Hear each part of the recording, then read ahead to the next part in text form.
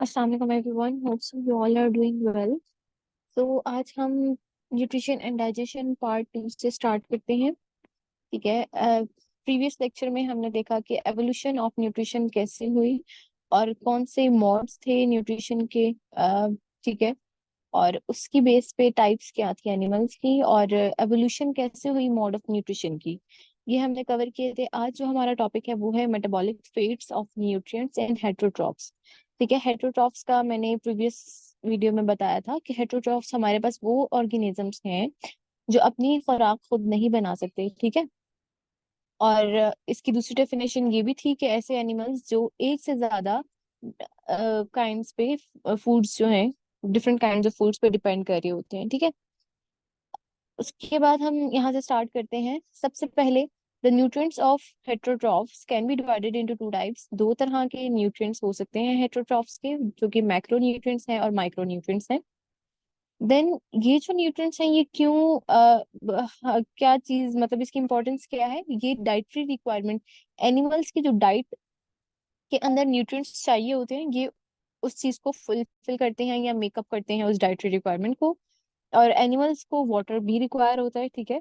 अब macro nutrients जो हैं वो हमें लार्ज क्वांटिटीज में चाहिए होते हैं। अच्छा, यहाँ पे आपने ये चीज माइंड में रखनी है कि अगर हम एनिमल्स की बात कर रहे हैं तो हम लोग सिंगल से लेके मतलब लाइक लोअर ऑर्गेनिज्म से लेके, मतलब प्रोटोजोआ से लेके एंड ह्यूमन तक सब पढ़ेंगे। ठीक है। इसमें सिर्फ हम अपनी ही बात नहीं कर रहे ह्यूमंस की, ओवरऑल ऑर्गेनिजम्स की बात कर रहे हैं या एनिमल्स की बात करें।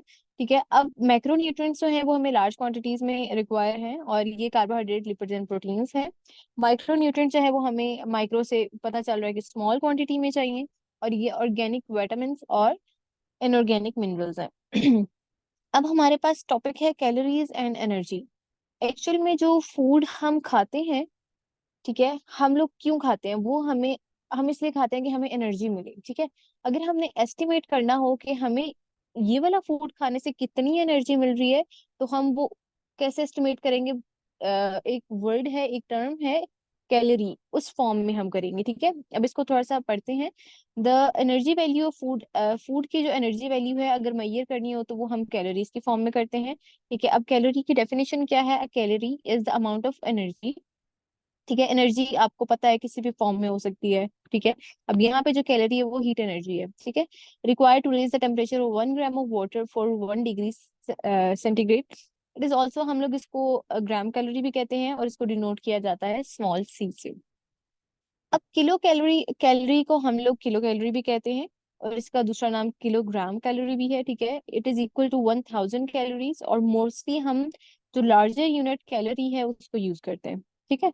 अब यहाँ पे थोड़ी सी इंटरेस्टिंग सी चीज है। In popular usage you talk about calories but actually mean calories. ठीक है।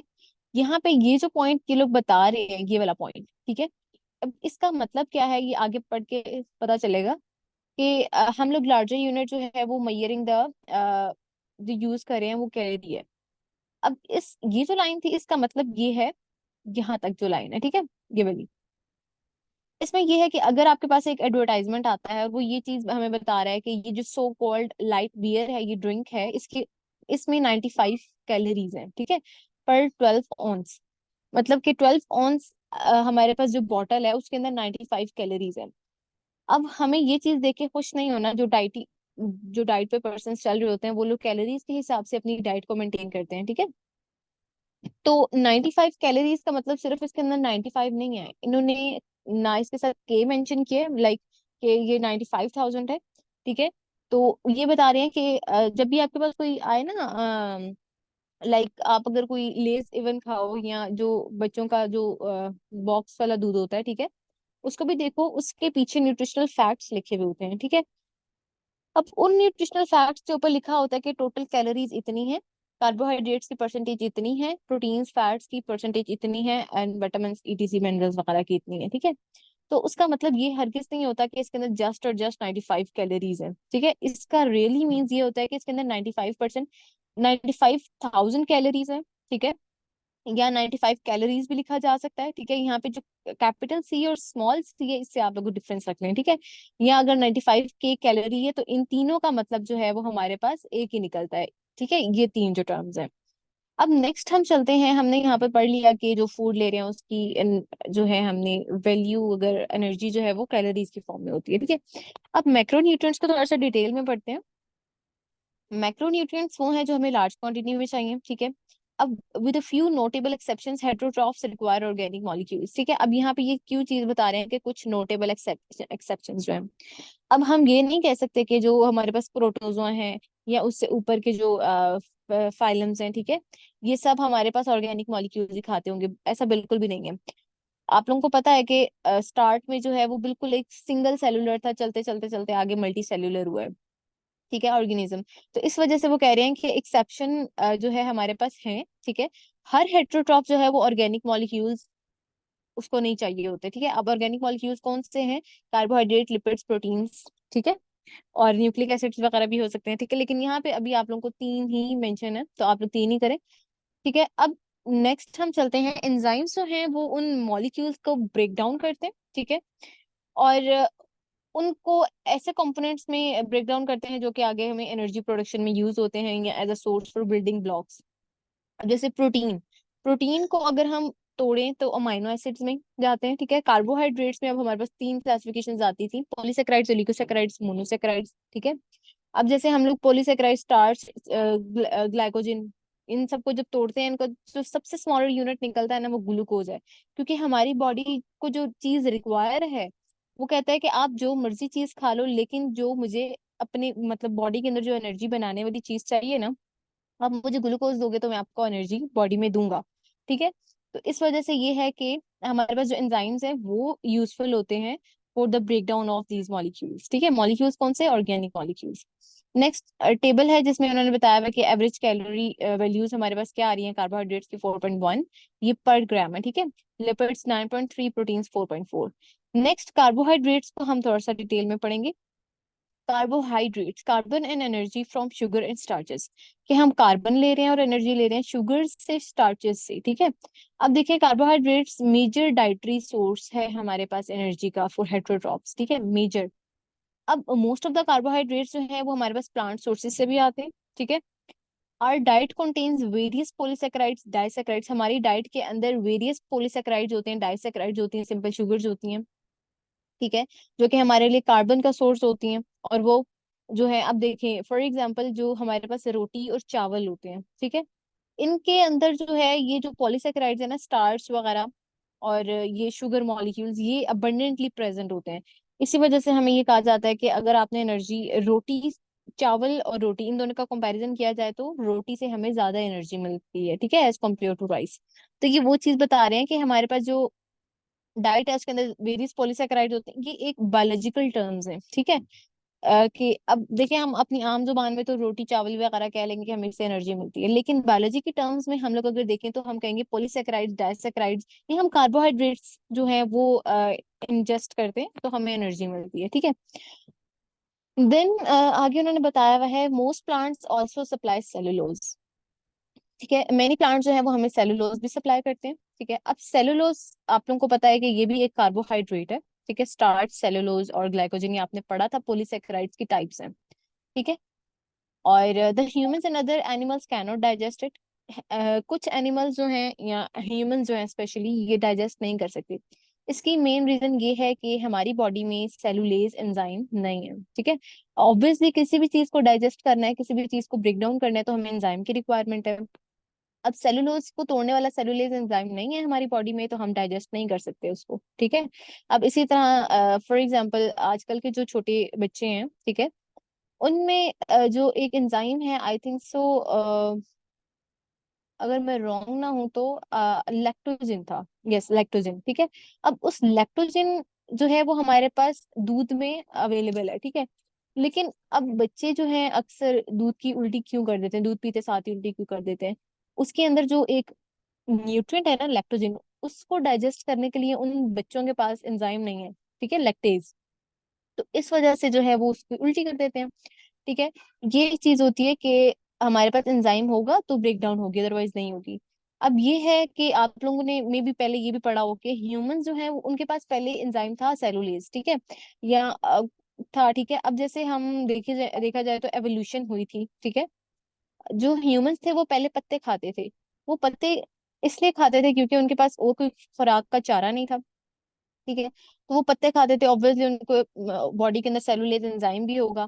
ठीक है, अगर वो चीज नहीं है तो उनके एक अंदर अपेंडिक्स एक पार्ट है जो लार्ज इंटेस्टाइन में होता है। ठीक है, एंड पार्ट है अपेंडिक्स, वहां पे जाके वो जो ऑर्गन है ना, वो फंक्शन करता था। ठीक है, उस टाइम पे ये जो पत्तों की डाइजेशन करने में। लेकिन अब जो हमारे पास एरा चल रहा है उसमें लोग पत्ते नहीं खाते इस तरह से। ठीक है, जिस तरह पहले जमाने में खाए जाते थे। तो इस वजह से अपेंडिक्स अगर लोग कहते हैं कि हमें दर्द हो रहा है तो डॉक्टर्स यही रिकमेंड करते हैं कि आप बेशक निकलवा दें। ठीक है, तो ये वाली चीज चल रही है। अच्छा, नेक्स्ट हम लोग बहुत ही डिटेल हो गया, नेक्स्ट चलते हैं ओनली हर्बीवोर जो है, जो घास खाने वाले हैं। ठीक है, वही डाइजेस्ट करते हैं सेलुलोज को। नेक्स्ट इज सेलुलोज जो है वो डाइटरी फाइबर भी है। ठीक है, it help in the transport of food from the alimentary canal. ठीक है, अब हम लोगों ने जस्ट ये नहीं कहा, मैमल्स में बहुत सारे ऑर्गेनिजम्स आते हैं। ठीक है, अब ह्यूमंस नहीं आते, बहुत सारे आते हैं। तो वो ये बता रहे हैं कि जो सेलुलोज है वो एक डाइटरी फाइबर भी है जो कि ट्रांसपोर्ट करता है फूड को through alimentary canal. Alimentary canal means digestive canal या डाइजेस्टिव ट्रैक वगैरह, उनके अंदर ट्रांसपोर्ट करवाता है फूड की। अब म्यूटाजेनिक कंपाउंड्स जो हैं during the storage of faeces बन जाते हैं। अब म्यूटाजेनिक कंपाउंड्स कौन से? ऐसे कंपाउंड्स जो कि म्यूटेशन कॉज करें, लाइक चेंजिंग्स कॉज कर दें बॉडी में। ठीक है, या हमारी सेल्स में चेंजिंग कॉज कर दें, तो वो बन जाते हैं during the storage of faeces. तो सेलुलोज क्या करता है, उसको इलिमिनेट कर देता है उस फीसेस को एफिशिएंटली। ठीक है, और इस तरह जो है हमारे पास risk of cancer of the colon कम हो जाता है। ठीक है, अच्छा नेक्स्ट हमारे पास है लिपिड्स, इसको पढ़ते हैं। ठीक है, अब लिपिड्स जो है वो हाईली कॉम्पैक्ट एनर्जी स्टोरेज है। ठीक है, कार्बोहाइड्रेट्स, अगर हम इन दोनों का कंपैरिजन करें कि हमें एनर्जी कौन देगा, कार्बोहाइड्रेट्स या लिपिड्स ज्यादा, तो लिपिड्स जो है, ठीक है, वो हमें ज्यादा एनर्जी देते हैं। अब नेक्स्ट चलते हैं न्यूट्रल लिपिड्स, जिनको हम फैट्स कहते हैं। वो ट्राइएसाइल ग्लिसरॉल्स भी हैं, ये प्रेजेंट होते हैं fats, oils, meets, dairy products, nuts वगैरह में, और कुछ फ्रूट्स और वेजिटेबल्स भी हैं लाइक एवोकाडो। ठीक है, इसके अंदर जो है फैट रिच सब अमाउंट में प्रेजेंट होता है। ठीक है, अब लिपिड्स जो है वो most concentrated source of food energy है। ये 9 कैलोरीज, अब यहाँ पे देखिए इन्होंने ये टर्म यूज की हुई है 9 calories, but its actual mean is 9 kilo calories. ठीक है, ऑफ एनर्जी पर ग्राम देते हैं। ठीक है, कि अगर आप लिपिड पर ग्राम अमाउंट में यूज करें ना, अगर पर ग्राम, देखिए ग्राम बहुत छोटी क्वांटिटी है। ठीक है, उस ग्राम से हमें कितनी एनर्जी मिल रही है, 9 किलो कैलोरीज। ठीक है, तो इट्स मीन कि लिपिड्स हमें बहुत ज्यादा ट्वाइस द एनर्जी देता है। ठीक है, twice the energy produced by the carbohydrate और प्रोटीन्स। ठीक है, अब नेक्स्ट चलते हैं, many heterotrophs have an absolute dietary requirement for lipids, sometimes they need. ठीक है, मैनी हेटरोट्रॉफ्स जो हैं उनके पास एब्सोल्यूट डाइटरी रिक्वायरमेंट होती है लिपिड्स की, लाइक उनको स्पेसिफिक टाइप्स के लिपिड्स चाहिए होते हैं। हाँ, ठीक है, नेक्स्ट इसका कहने का मतलब ये है कि हमें कुछ एनिमल्स ऐसे होते हैं जिनमें वो कहते हैं कि हमें ये टाइप नहीं चाहिए लिपिड की। लिपिड्स की बहुत सारे टाइप्स है, जैसे कार्बोहाइड्रेट्स में भी बहुत सारे टाइप्स है ना। ठीक है, सेलुलोज, स्टार्च, ग्लाइकोजन, ये ग्लूकोज वगैरह, एरेथ्रोज, राइबोलोज, ये वगैरह सब कुछ। तो इसी तरह लिपिड्स में भी टाइप्स हैं, जैसे प्रोस्टाग्लैंडिन्स हैं, स्टिरोल्स हैं, कोलेस्ट्रोल है। ठीक है, ये सब चीजें तो हमें जो हेटरोट्रॉफ्स होते हैं उनकी ऑब्वियसली एक रिक्वायरमेंट होती है कि हमें अगर लिपिड चाहिए तो in the form of this चाहिए और in the form of this चाहिए। Next, for example many animals require unsaturated fatty acids. ठीक है, अनसैचुरेटेड फैटी एसिड्स आप लोगों को पता होगा कि जिसके अंदर डबल या ट्रिपल बॉन्ड की प्रेजेंस हो। इसमें एग्जांपल्स आ जाती हैं लिनोलिक एसिड और लिनोलैनिक एसिड। ठीक है, ये दोनों आपने डिफरेंस रखना है। ठीक है, एक में एन आ रहा है और एक में नहीं आ रहा हो, और एराकिडोनिक एसिड। ठीक है, अब ये जो फैटी एसिड्स हैं, ठीक है, मैनी एनिमल्स, ज्यादातर एनिमल्स जो है वो अनसैचुरेटेड फैटी एसिड्स कहते हैं, हमें चाहिए, उनमें एग्जांपल्स आ गई। अब ये जो फैटी एसिड्स होते हैं ये प्रिकर्सर मॉलिक्यूल्स भी हैं फॉर द सिंथेसिस ऑफ स्टिरोल्स। ठीक है, अब जो जैसे एराकिडोनिक एसिड है, ये हमारे पास प्रिकर्सर है किसका, प्रोस्टाग्लैंडिन। ठीक है, प्रोस्टाग्लैंडिन भी एक लिपिड की ही टाइप है। ठीक है, और द मोस्ट कॉमन स्टिरोल जो आप लोगों ने आमतौर पे कॉमन स्टिरोल सुना होगा, वो कोलेस्ट्रोल है, कि इस बंदे का कोलेस्ट्रोल बढ़ गया, इस बंदे का कोलेस्ट्रोल बढ़ गया, और ये वगैरह वगैरह। ठीक है, तो इस वजह से उन्होंने ये चीज मेंशन की है। The next is the sterols are required for the synthesis of steroid hormones and cholesterols। ठीक है, स्टेरॉइड हॉर्मोन्स हमारे पास जो ह्यूमन में मेल और फीमेल रिप्रोडक्शन में कुछ हार्मोन्स होते हैं जिनको स्टेरॉइड हार्मोन्स कहते हैं। ठीक है, वो हमें स्टिरोल जो है वो उसकी भी सिंथेसिस करते हैं और कोलेस्ट्रॉल भी बनाते हैं, ठीक है। और कोलेस्ट्रॉल जो है वो इनकॉर्पोरेटेड हो जाता है सेल मेम्ब्रेन्स में, ठीक है। अब देखें, कोलेस्ट्रॉल हमारे पास एक फैटी मटेरियल है, ठीक है। अब जो हमारी सेल मेम्ब्रेन्स हैं, ठीक है, अगर वो इतनी इजीली मतलब टूटने वाली होती तो हमारी बॉडी के अंदर सेल्स की डिस्ट्रक्शन हुई होती। सेल की जो मेम्ब्रेन है वो एक तरह से आप समझ लें मेंटेन हुई हुई है। वो मेंटेन कौन कर रहे हैं? कुछ एलिमेंट्स हैं, कुछ मॉलिक्यूल्स हैं जो मेंटेन कर रहे हैं। कोलेस्ट्रॉल भी उसके अंदर से एक पार्ट है, ठीक है। लाइक हमारे पास कुछ ऐसे फैटी एसिड्स होंगे जो वाटर सॉल्युबल होंगे, कुछ वाटर इनसॉल्युबल होंगे। तो इस तरह से मेम्ब्रेन्स के अंदर इनका कुछ स्पेसिफिक वर्क्स होते हैं, ठीक है। अच्छा, नेक्स्ट आ जाता है other lipid insulate the bodies of some vertebrates. अच्छा, यहाँ पे इंसुलेट द बॉडीज मींस कि इंसुलेशन प्रोवाइड करते हैं। अब जैसे आपने देखा हो हमारे जो पोलर बियर्स हैं, ठीक है, जो बर्फानी बियर्स वगैरह हैं या जो आइस पे रहते हैं, ठीक है। तो क्या होता है कि उनकी बॉडीज के अंदर फैट्स की लेयर बहुत ज्यादा होती है, ठीक है। वो फैट की लेयर क्या करती है कि उनके अंदर जो सर्दी बाहर से आ रही है उनकी बॉडी के अंदर जाने से रोक रही है। वो लाइक एक इंसुलेशन का काम कर रही है, ठीक है। तो इसलिए कुछ वर्टिब्रेट्स जो हैं उनके अंदर लिपिड की कंसंट्रेशन भी जरूरी होती है, क्योंकि वो उनकी बॉडी को इंसुलेट करता है और वो हेल्प करता है कि टेम्परेचर उनका मेंटेन रहे। नेक्स्ट इज हमारे पास आ जाता है प्रोटीन्स, ठीक है, third micro nutrient, basic to the structure and function to the cell, ठीक है। अच्छा, एनिमल सोर्सेज। अब प्रोटीन्स आप लोगों को पता है कि आमतौर पे अंडे से हमें मिल जाती है, गोश्त से हमें मिल जाती है, ठीक है, मिल्क वगैरह से। तो हमें ये बता रहे हैं कि ऐसे एनिमल सोर्सेज जिससे प्रोटीन मिले वो मतलब एनिमल सोर्सेज से हमें प्रोटीन कौन कौन से मिल सकती है? एनिमल से हमें मीट मिल सकता है, मिल्क भी मिल सकता है, ठीक है। अब ऐसे कौन से प्लांट्स है जिससे हमें प्रोटीन मिल सकती है? वो है बीन्स, पीज, नट्स वगैरह, ठीक है। अब उसके बाद है proteins are needed for their amino acids. आपको पता है कि अमाइनो एसिड जो है वो आप लोगों का भी बायोकेमिस्ट्री का सब्जेक्ट चलेगा, उसमें आप लोगों को ये चीज डिटेल में पढ़ाई जाएगी कि कार्बोहाइड्रेट्स कैसे बन रहे हैं, उसमें टाइप्स, सेवरल सेवरल टाइप्स आएंगी। और कुछ ऐसी भी टाइप्स आएंगी जिसका आपने पहले नाम नहीं सुना होगा, जैसे मैंने पहले नाम लिया प्रोस्टाग्लैंडिन्स, ठीक है, ये लिपिड की एक टाइप है। तो ऐसी बहुत सारी टर्म्स अब आगे आएंगी, ठीक है। ये वाली चीज जो है वो बेसिक है, ठीक है। और बाकी यहाँ पे ये जो proteins needed for their amino acids, क्या है कि अमाइनो एसिड जो है वो मिल्क के प्रोटीन्स बनाते हैं, ठीक है। और फिर which heterotroph use to build their own body proteins. फिर वो क्या करते हैं कि अमाइनो एसिड्स हम प्रोटीन की इनटेक कर रहे हैं, ठीक है। हमने ऊपर पढ़ा था evolution of mode of nutrition में कि अब जो हमारे पास ऑर्गेनिजम्स है वो अमाइनो एसिड्स को सिंथेसाइज नहीं करते, वो बाहर से ही उठा लेते हैं, ठीक है। वो बाहर से जब ले लेते हैं अमाइनो एसिड्स तो वो अंदर बॉडी में प्रोटीन बना लेते हैं खुद ही। तो ये सब जो है प्रोटीन का है। अब नेक्स्ट हमारे पास थोड़ा सा फ्लो चार्ट है जिसमें क्या चीज है, मैक्रोन्यूट्रिएंट्स इन डाइट, ठीक है। अब इसमें क्या है कि ए में है कार्बोहाइड्रेट्स, ठीक है।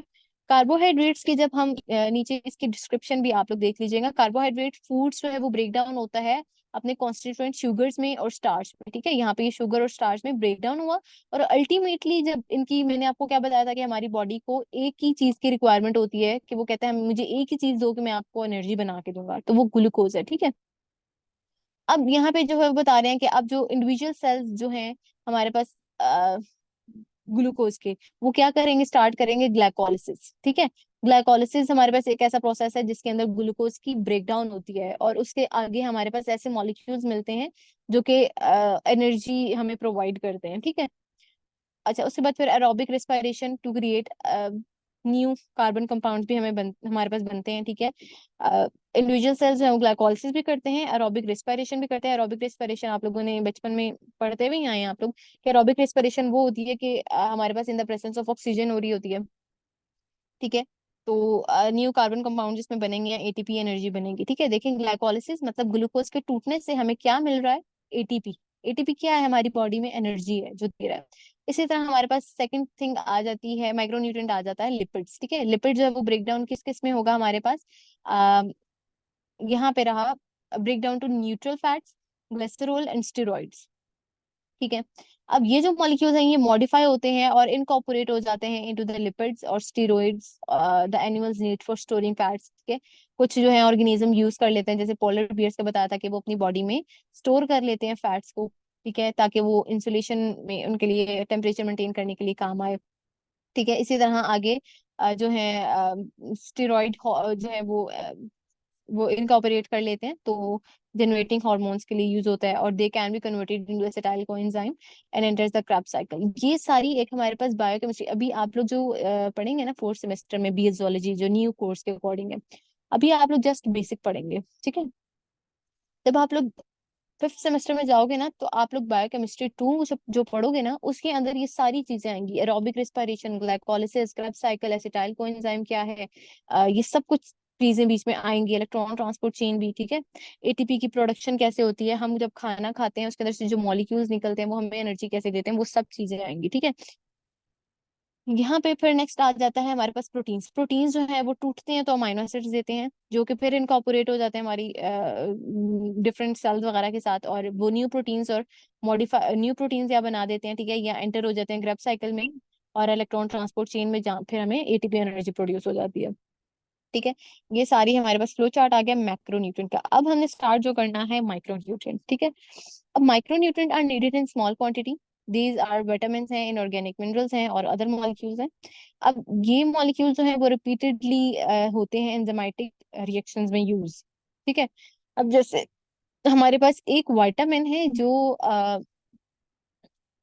एग्जैक्ट नेम मुझे याद अभी नहीं आ रहा, वो विटामिन जो है वो हमारे पास जब अमाइनो एसिड्स एक दूसरे में इंटर कन्वर्ट हो रहे होते हैं ना, तो वो यूज होते हैं, ठीक है। विटामिन जो है वो हमारे पास एंजाइमेटिक रिएक्शंस करवा दे होते हैं, ठीक है। एंजाइमेटिक रिएक्शंस कौन से होते हैं, जो स्पीड अप और कैटालाइज करवाते हैं रिएक्शंस वगैरह को, ठीक है। नेक्स्ट आ जाता है हमारे पास they act as a part of proteins, ठीक है, ये प्रोटीन का भी पार्ट बन सकते हैं। जैसे हमारे पास कॉपर है, ये एक मिनरल है, ठीक है। तो ये हमारे पास हेमोसाइनिन, ये मेटल्स वगैरह हैं, तो हेमोसाइनिन अदर मॉलिक्यूल्स में मेटल्स भी आ जाते हैं, ठीक है। कॉपर जो है वो हेमोसाइनिन में यूज होता है, आयरन जो है वो हेमोग्लोबिन में यूज हो रहा होता है, ठीक है। आयरन जो है वो ऑक्सीजन कैरिंग कैपेसिटी इसके पास होती है, तो ब्लड के अंदर ये सर्कुलेट हो रहा होता है, ठीक है। अब they are needed in small amounts but animals इनको सिंथेसाइज नहीं कर सकते। अब जैसे आपने सुना होगा इस बच्चे में आयरन की कमी है, तो वो यही चीज है कि आयरन उसने बाहर से इनटेक करना है, उसकी बॉडी खुद नहीं बना रही, तो animals cannot synthesize them, they must be, उनको obtain करना है ये हर हाल में डाइट में, ठीक है, नहीं तो उनके अंदर डिफिशियंसी हो जाएगी। नेक्स्ट इज मिनरल्स, ठीक है। हमारे पास मिनरल्स वो एलिमेंट्स हैं जो कि अर्थ में प्रेजेंट है और in found and in food that are body need to develop and function normally, मतलब ऐसे मिनरल्स भी हमारे पास ऐसे एलिमेंट्स हैं जो हमें अर्थ वगैरह से, ये फूड वगैरह से मिल सकते हैं, ठीक है, जो कि हमारी बॉडी को रिक्वायर होते हैं फंक्शन करने के लिए नॉर्मली। अब इसके एग्जांपल आप देखेंगे तो समझ आ जाएगी, जैसे कैल्शियम है, कैल्शियम हमें क्यों रिक्वायर है, आपको पता है कैल्शियम हमारी बोन्स के लिए बहुत इंपॉर्टेंट है, ठीक है। फॉस्फोरस है, पोटेशियम है, ये सब एटसेट्रा एटसेट्रा, ये सारे मिनरल्स हैं हमारे। अब there are two types of minerals आ जाते हैं, एसेंशियल मिनरल्स जिसको हम मैक्रो मिनरल्स कह सकते हैं, ट्रेस मिनरल्स, माइक्रो मिनरल्स कह सकते हैं। अब एसेंशियल मिनरल्स कौन से हैं जो कि हमें लार्ज अमाउंट में चाहिए, ऑब्वियसली इसमें सोडियम पोटेशियम आते हैं। अब यहाँ पे जो ये बता रहे हैं सोडियम और पोटेशियम, नर्व एंड मसल, ये आपने पिछली annual form and function one में पढ़ा होगा कि हमारा जो मसल है जब वो कॉन्ट्रैक्ट होता है तो इसमें कुछ सोडियम और पोटेशियम पंप होते हैं, ठीक है। तो उस पंप को चलाने के लिए हमारे पास जो मिनरल्स रिक्वायर्ड होते हैं वो सोडियम और पोटाशियम ही है ना। तो ये इस तरह जो है सोडियम पोटेशियम जो है वो फंक्शन करते हैं नर्व और मसल्स में, और animal lose large quantities of this minerals. और एनिमल जो है वो सोडियम आपको पता है जो है यूरिन में भी एवरीडे वो लॉस करते हैं एनिमल्स। और सोडियम जो है वो स्वेटिंग में भी लॉस हो जाता है, ठीक है। और daily supply of calcium is needed for muscular activity भी के लिए भी जरूरी है और बोन के लिए भी जरूरी है, ठीक है। अब एक चीज जो है वो सेवरल चीजों के लिए जरूरी है, ठीक है, जैसे कैल्शियम इधर इन्होंने बताया मस्कुलर एक्टिविटी के लिए भी जरूरी है, ठीक है।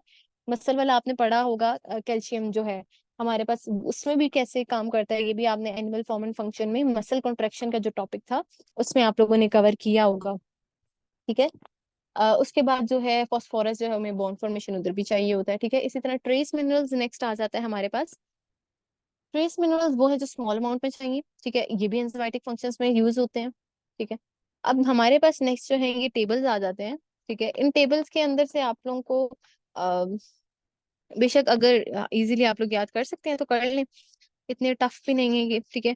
एक इंटरेस्टिंग सी इंफॉर्मेशन इनसे मिल जाती है, ठीक है। अब जो सबसे पहले हमारे पास टेबल आ रहा है वो है एसेंशियल मिनरल्स का, ठीक है। अब जो एसेंशियल मिनरल्स का आ रहा है, इसमें क्या है हमारे पास सबसे पहले कैल्शियम, ठीक है। अब कैल्शियम जो है वो हमारी बोन्स में, टीथ में प्रेजेंट है, जो कि एक इम्पॉर्टेंट कंपोनेंट है। ठीक है। Essential for normal blood clotting के लिए भी रिक्वायर होता है, needed for normal muscles, neuron and cellular functions. ठीक है। ये टेबल जो है इजी है, और इसमें इंटरेस्ट लेके पढ़ेंगे तो फिर ये जल्दी से खत्म हो जाएंगे, मतलब याद भी रहेंगे। और क्लोरीन जो है वो हमें प्रिंसिपल नेगेटिव आयन है एक्स्ट्रा सेलुलर फ्लूइड का, important in acid base and fluid balance वगैरह में। ठीक है। इसी तरह हमारे पास ये स्टमक के HCl में भी HCl क्लोरीन यहाँ पे भी यूज हो रहा है। ठीक है। मैग्नीशियम जो है वो कंपोनेंट है मैनी कोएंजाइम्स का। ठीक है। कोएंजाइम्स वो टर्म या मॉलिक्यूल्स होते हैं जो कि एंजाइम की रिएक्शंस को स्पीड अप करते हैं या उनकी हेल्प आउट करते हैं। ठीक है। अब ये चीज भी आपको बायोकेमिस्ट्री जब 2 पढ़ेंगे आप, तो आपको पता चलेगा कि रिएक्शंस के अंदर जब हम एरो लगाते हैं उसके ऊपर क्यों ये टर्म्स लिखते हैं, मैग्नीशियम क्लोराइड हो गया, या ये हम HCl वगैरह, ये क्यों चीजें लिखते हैं, कि इनका कुछ अंदर रोल होता है, इसी वजह से लिखा जाता है। ठीक है। फिर उसके बाद आ जाता है नीडेड फॉर नॉर्मल न्यूरॉन और मसल फंक्शंस, और ये सो ऑन, इस तरह टेबल चल जाएंगे। और नेक्स्ट हमारे पास जो आ जाता है टॉपिक, ये टेबल ऐसे ही आप लोग बेशक पढ़ ले, अगर इसके रिलेटेड कोई क्वेरी हुई तो आप बेशक जो है मुझसे कमेंट बॉक्स में पूछ लीजिएगा। ठीक है। उसके बाद विटामिन्स पे चलते हैं। विटामिन जो है essential organic compounds which are needed in small amount in the body. ऐसे एसेंशियल ऑर्गेनिक कंपाउंड्स जो कि हमारी बॉडी में स्मॉल अमाउंट में रिक्वायर हों, वो विटामिन हैं। ठीक है। और मेटाबॉलिक एक्टिविटी भी करते हैं vitamin. Vitamin are chemically unrelated या ऑर्गेनिक सब्सटेंस होते हैं, they occur in many foods.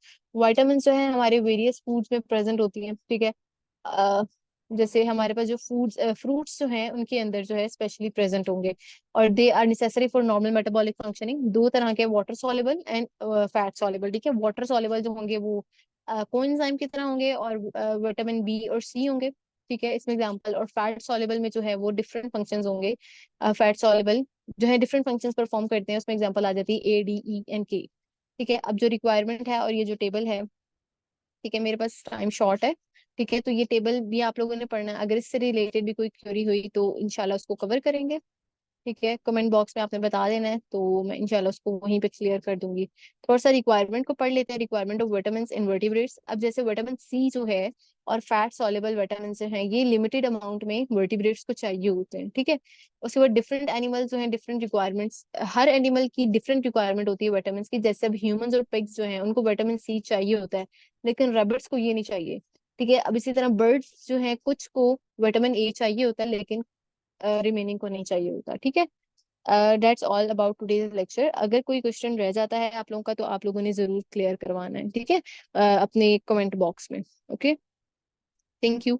अल्लाह हाफिज। अगर अगेन कोई क्वेश्चन है तो कमेंट बॉक्स में जरूर पूछ लीजिएगा। ओके। अल्लाह हाफिज।